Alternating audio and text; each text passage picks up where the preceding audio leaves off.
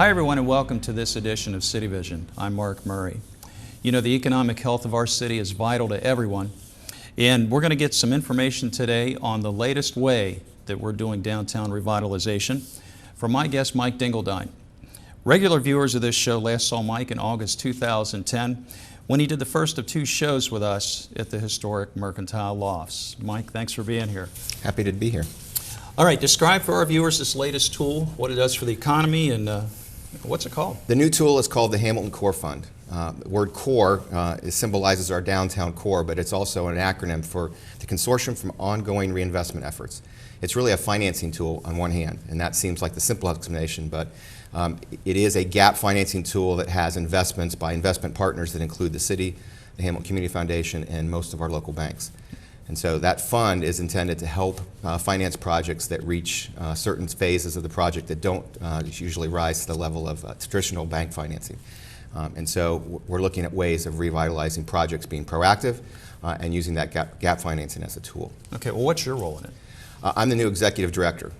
Being a lifelong resident in Hamilton and a practicing architect for 30 years, I've been in touch with downtown revitalization and certainly been in touch with our building stock and what our downtown looks like and feels like.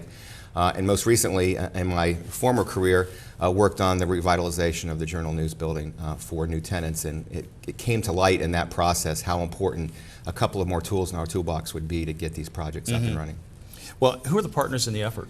As I said earlier, Hamilton Community Foundation was kind of the founding partner. First Financial Bank, Claude Davis, said this is a tool that you really need in a city like this. Good. So he was the first one in.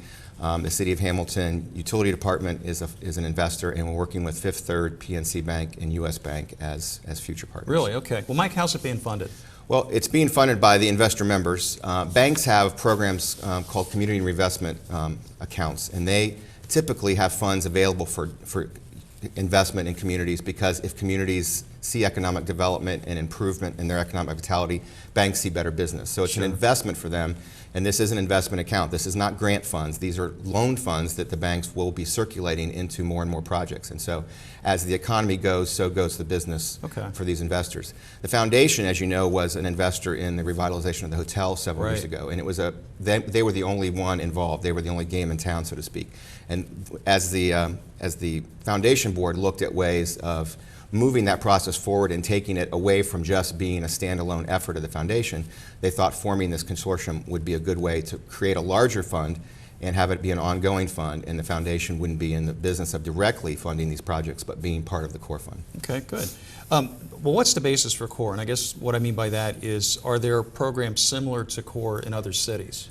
It's a great question, and absolutely. The 3CDC program in Cincinnati was a start about 5 years ago, maybe more like 10 years ago now, where the larger corporations in Cincinnati said, you know, it's time for us to get involved and figure out ways to pull Cincinnati up by its bootstraps. And they became a very active developer player in that program.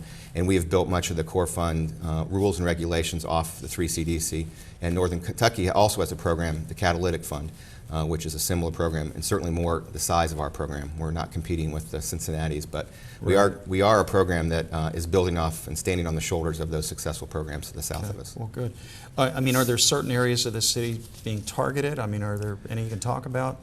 It's a great question. The core stands for the downtown core, but we're looking at the downtown core and sort of the related areas around it. So the historic residential districts, the East High Corridor, the Southeast Corridor. So if you look at downtown and the areas around it, you see, you know, sort of the core of the city with the sort of level of support that goes around the core. And we've even recently added smart paper to that sort of area, because it is also a targeted redevelopment program for the city. Good. Well, what projects have been completed to this point? We are still organizing and reaching our investor goal of $5 million.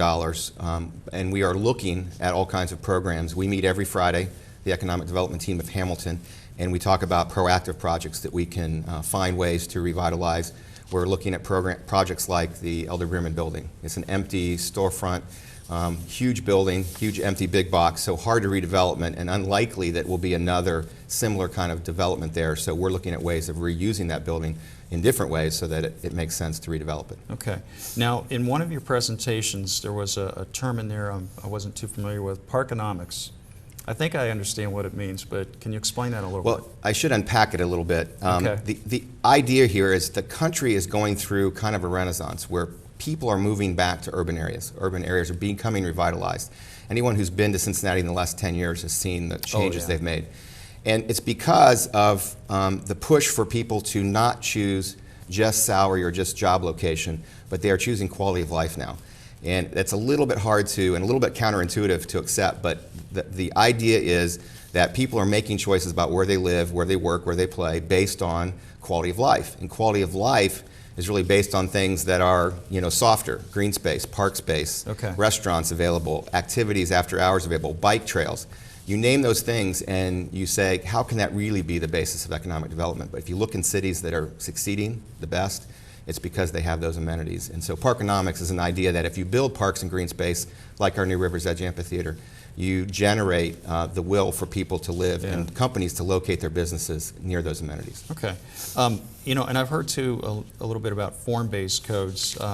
Was wondering if maybe you could explain that a little bit to our viewers. Sure. Another quality of life issue a little bit. Form-based codes are based on the idea that you're looking to build your zoning around the form of your environment and not the uses. Zoning really started out being residential uses in one place, commercial uses in another place, industrial uses in a third place, and now we're saying that that's not nearly as important as making sure the form of the environment is what drives the zoning code. So having residences above businesses on Main Street is something that zoning has basically prohibited for the last 50, 60 years. Form-based code says you can mix those uses as long as it makes sense in the environment of the structure of the fabric of the urban space. So the idea that we have downtown living again, and we could have downtown living on Main Street above commercial and retail shops, is what form-based code helps promote. Sure, and the historic lofts are a prime example of that. Great function, and again, obviously we're successful immediately because of their quality and because of the downtown environment. Now, we talked before the show about what CORE cannot do. Can you elaborate on that a little bit? Yeah, I get a lot of questions from people about, well, I can't get bank financing because my idea is too risky. Does that mean the CORE can fund my project? And the answer is not necessarily. The CORE isn't a magic bullet. It is a tool in the toolbox. It is a gap financing tool. It's not a primary financing tool. We're not in the position of primary financing projects all by ourselves. We're in the position of saying, in the period of time between final assessment of a property and final decisions on how a bank long-term finances a project, is there a way to get some pieces and parts of the project funded that don't usually happen? And so the CORE Fund is a gap financing sort of gap tool that puts us in a position of getting projects stuck where they shouldn't be stuck, or unstuck where they shouldn't be stuck. But it is not a project that can, say, finance an infeasible or kind of a wild idea. It isn't a risk-taking tool as much as it is a gap. I understand, makes sense. Now, you just recently started Community Design Alliance. How did that come about, and how does your role with CDA help CORE? It's a good question. My wife, Cindy, and I both retired from SHP Leading Design after 30 years, big commercial public firm that does work regionally. We were very excited about what's happening in downtown Hamilton. We were very excited about our new offices in downtown Hamilton, and made the decision that it was time to maybe look at something that was more focused on just downtown revitalization and just the city of Hamilton. We're involved in so many volunteer organizations in our business, and our volunteer efforts were starting to become difficult because I was going far and wide with all of my business with SHP. So having a local storefront firm now that just focuses on this was a perfect fit for the CORE Fund, and it was a perfect fit for where our lives are now. And we both thought, this is a 10-year kind of opportunity of seeing Hamilton kind of change. Sure. And we wanted to be kind of in a storefront on a high street watching that happen. And it sounds so weird to retire so young. Yeah. but look at the possibilities, though. Very cool. Thank you. If somebody's watching this show right now, why should CORE matter to them? Well, again, for some people, CORE will be an active participant in development projects. But for most people, what CORE is the opportunity to accelerate and move projects forward that otherwise kind of sit on the sidelines too long, or so long that they go away. I think of the Journal News building being dark, Cox Publishing looking for an answer. They very much wanted to see something happen in that building, but they didn't want to just see it, waiting on an opportunistic development. Sure. They wanted a proactive idea. So we brought that to them, and the idea was we all had to stretch. We had to get tenants who could stretch a little further. We had to get developers who could stretch a little further. We had to get the city involved. We had to get the seller, Cox Publishing, involved. And everybody sort of came together and said, you know, we're not quite there. We need to pull this a little further. The core fund is going to help that last piece, that pulling of everything together to make projects happen. I can imagine projects like the Journal News building sitting empty for years and years. Yeah. And the core fund is really trying to say, if we're close, let's get it done. Yeah, and we've seen buildings sit. I mean, Right. that's the thing. Is there a way folks can get involved? Well, I would say anything that has to do with downtown redevelopment, thinking about ideas, whether you're the entrepreneur or whether you're the tenant who needs a space or whether you're a resident of downtown who needs services that you see missing. I mean, we all need to kind of think and be proactive about the best way to use what we have and the best way to provide services.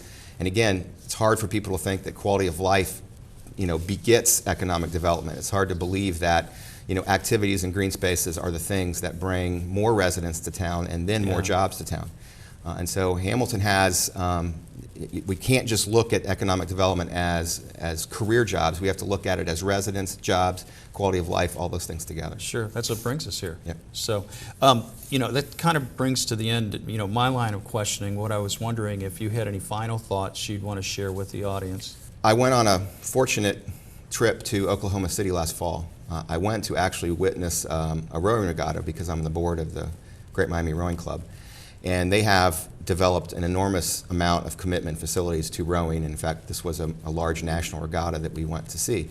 And when I got there, I really was curious as how in the world did a Dust Bowl city in the middle of the plains end up being the focus of such an immense investment in rowing. And it turned out to be the city leaders really saw a quality of life opportunity. And there were folks in the city who were in city positions. An assistant prosecutor who happened to have a background in rowing said, you know, rowing is a great attraction for young people to come to a city. And you look at Oklahoma City, and there is new money there. There's new energy companies there that are thriving. But they couldn't get people to come from Chicago and Atlanta and Pittsburgh and Cincinnati to live in Oklahoma City. They said, what do we do to make that happen? And the city leaders really looked long and hard and got the answer they were looking for, and that was to change the quality of life so that young people would be attracted to live there, not just work there for these energy companies. Right. So they started a rowing club. They asked an energy company for a $100,000 loan to build a boathouse, and they said, no, we won't do that, but we'll give you $3 million if you do it right. And so they did that. And you would have thought that was the end of the story and that would have been the home run and everyone would have been patting each other on their back. Well, as we sit here today, they've invested over $100 million in the waterfront in Oklahoma City on rowing and water activities. And again, you have to say, how did that happen? It just seems inconceivable. Right, and they're a city the same size as Hamilton. And it really was, as the success breeded this other success, more and more people got interested. There's corporate rowing teams now. There are college rowing teams with colleges in Oklahoma City that never had that as a sport. And there's great success around that, and they're continuing to grow. And they've raised almost equal public and private dollars to do that investment. So about $50 million each have come from both public tax, property tax incentives, and also from private foundations. And it continues to change the game there. Their millennial generation population is almost doubled in Oklahoma City. And you can't say it's all rowing, but you can say it's around a city that recognizes quality of life is what's going to make its future. And you see that for Hamilton? We have everything Oklahoma City has. So all we need to do is have, you know, the right people, some people willing to take some risks, and some entrepreneurs willing to, you know, try some things. And I think we can do everything they're doing. And entrepreneurs like yourself. Maybe. Absolutely. Yeah. All right.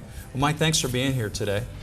And you at home, I want to thank you for watching TV Hamilton, hometown television with a personal touch. And from all of us here at CityVision, I'm Mark Murray. Thanks for watching.